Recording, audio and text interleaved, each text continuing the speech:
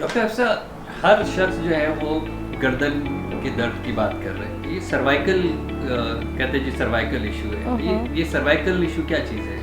देखिए, cervical issue यहाँ पे मैं भी बता दूँ कि 90% लोगों को सर्वाइकल इशू है। ठीक है, लोगों एक तो हर किस्म का गर्दन का जो दर्द होता है लोग उसको सर्वाइकल इशू में काउंट करते हैं। ठीक है, अब वो इतना माइल्ड हो सकता है कि बस हम गलत सो के उठे एक दिन, बस हमें जो वो दर्द बैठ गया, हमने उसके लिए थोड़ी सी स्ट्रेचिंग वगैरह कुछ नहीं की, कोई रेमेडी नहीं ली, हम दोबारा रात में जाके उसी पोजीशन पे सो गए।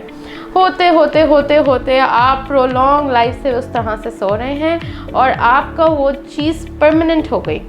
ठीक है, वहाँ के जो मसल्स थे वो स्पास्टिक हो गए, मसल्स ने अपनी जगह बनाई, आपकी बोन को उसने पुश किया, आपकी सर्वाइकल बोन कॉम्प्रोमाइज़ हुई और ये आपका लाइफस्टाइल बन गया। And then after like 2 years your like कि मुझे अब सर्वाइकल इशू है, I have to deal with this. ठीक है, तो जब ये है कि अगर किसी को माइनर सा भी नेक पेन स्टार्ट हो रहा है तो आई वुड सजेस्ट कि आप उसकी ना सिर्फ थेरेपी आप उसकी सीख करें बल्कि आप अपनी एग्जामिनेशन कराएं।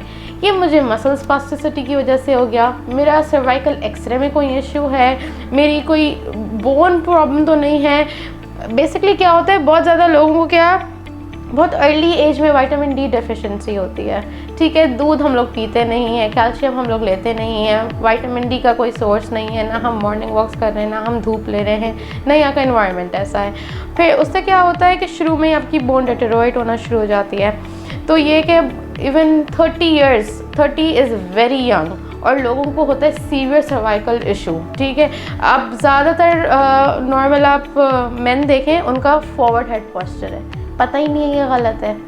ठीक है, तो ये है कि ख़वातीन में भी यही मसले मसाइल हैं, मर्दों में भी यही मसले मसाइल हैं कि ये है कि इंसान सोचा जाए कि ये मसला है। अगर कोई रियलाइज़ कर लेना ये मसला है तो वो उसके सॉल्यूशन की तरफ भी जाएगा। लोग रियलाइज़ नहीं करते ये मसला है, वो कहते हैं ये ऐसे ही होता है।